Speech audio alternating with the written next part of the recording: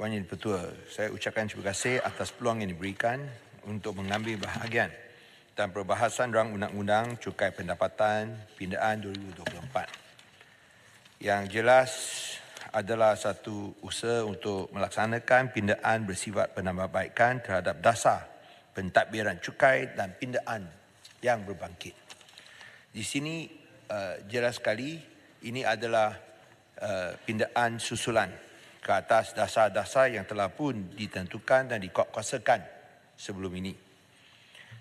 Saya ingin bertanyakan sama ada dari segi penyediaan rang undang-undang, bolehkah ia diperbaiki dengan menyatakan implikasi kewangan positif kepada pihak kerajaan.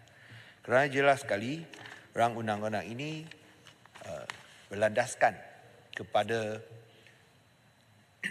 pindaan dasar yang dibuat sebelum ini telah memperluaskan asas percukaian dan juga mengenakan cukai yang baru ke atas penjualan aset-aset khususnya untuk yang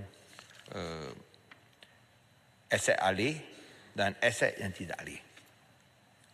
Di sini saya nak tanya kerana yang saya fahamkan ada tambahan pendapatan ekoran daripada pindaan dasar dan juga pindaan tindakan susulan ini. Sebagai satu contoh, kalau kita lihat dari aspek Section 2, iaitu takrifan capital asset dipinda untuk merangkumi mana-mana aset alih dan aset tidak alih yang terletak di luar Malaysia serta saham tidak tersenarai syarikat tempatan.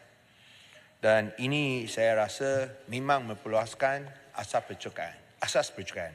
Kerana sebelum ini seperti yang sedia dimaklumkan oleh pihak kementerian bahawa semua pendapatan daripada luar negara tak kira individu ataupun syarikat diberikan pengecualian. Tapi selepas PKPP iaitu Program Khas Perkhidmatan Pendapatan PKPP telah pun ditarik balik, maka semua pendapatan yang berpunca daripada luar negeri dikenakan cukai.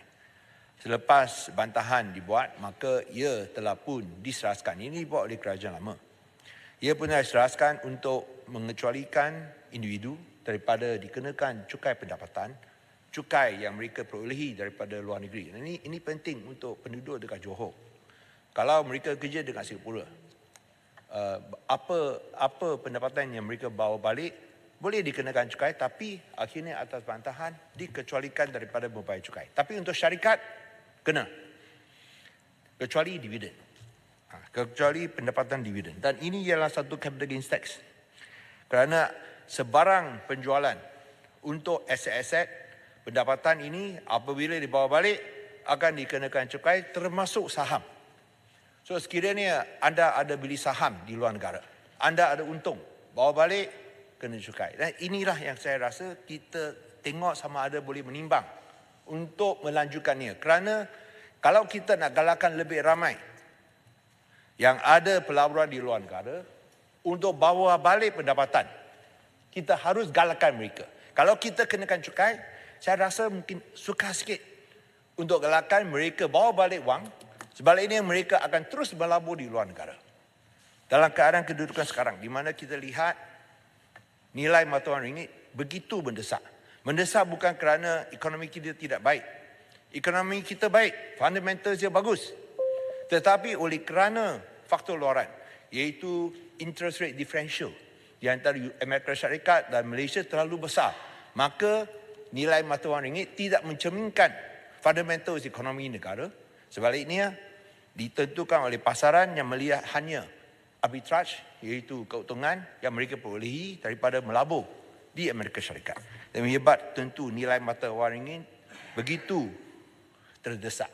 Itulah sebabnya kalau kita benarkan perkara ini, iaitu kenakan cukai sekarang, ini akan menyebabkan wang daripada luar negara tidak digalakkan untuk pulang ke negara.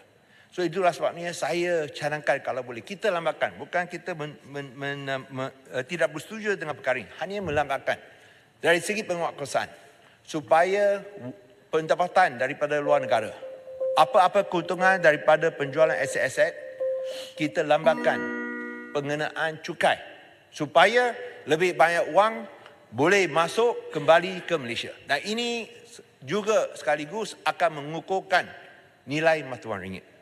Di sini juga kita pun tahu bahawa capital gains tax untuk unlisted shares dengan izin, saham yang tidak tersenarai, dan pada masa yang sama kita sebut tentang mover property di mana 10 sen atau 10% dikenakan untuk setiap ringgit pendapatan bercukai daripada penjualan, keuntungan daripada penjualan, ataupun 2% kasar untuk harga penjualan untuk aset mudah alih. So ini adalah satu cukai baru. Ini untuk sebelum 2024, selepas 1 Januari 2024 ialah 10%. So apa jua pun kadar cukai, tetap ada cukai. Dan di sini saya hanya minta bahawa kalau boleh kita timbang dasar ini yang telah diluluskan tahun lepas. Kalau boleh didapatkan sehingga ekonomi bertambah baik. Ini yang perkara yang kedua. Ketiga ialah berkaitan dengan apakah saya nak landing lah. Poin betul. Ketiga ialah berkaitan dengan itu tambahan pendapatan yang boleh atau tambahan hasil yang boleh diperolehi oleh negara. Sehingga sekarang kita hanya ada satu angka iaitu kira-kira 800 juta ringgit tambahan hasil daripada penjualan capital asset. Tapi untuk yang lain kita belum dapat itu anggaran hasil tambahan yang boleh diperolehi oleh negara. Dan saya harap perkara ini mungkin untuk masa depan kita boleh sebutkan. Jangan hanya sebut tidak ada implikasi kewangan tambahan kepada negara. Kita pun nak tahu apakah hasil tambahan yang boleh diperolehi oleh negara. Saya rasa ini akan membantu kita untuk memastikan ketulusan accountability dalam itu pelaporan itu penyata-penyata kewangan. Saya ingin ucapkan tahniah dan syabas kepada pegawai kementerian yang jalankan tugas ini. Kerana mereka hanya buat secara prosedural. Ini ialah satu pindaan prosedural. Dasar pun tak ditetapkan. So, ini tak ada kaitan dengan apa yang disebutkan oleh Yang Berhormat Pendang GST, tak ada kaitan langsung. This is a procedural amendment. Procedural amendment. So, saya hanya sebut sajalah. So, tak ada kaitan. Ini boleh sebut lain kali. Tapi prosedur amendment ini kita harap timbang dasar ini supaya apabila ekonomi bertambah baik, barulah kita laksanakan cukai tambahan ataupun memperluaskan asas percukaian dengan izin widening the tax base. So di sini saya harap isu-isu ini boleh diberikan pertimbangan oleh Yang Berhormat Menteri. Yang Berhormat Menteri hanya jawab dari segi prosedural. Dari segi dasar ini serah kepada Yang Berhormat Menteri. Sekian, terima kasih. Terima kasih Yang Berhormat Bagang. Saya jemput Yang Berhormat Kuala Terengganu.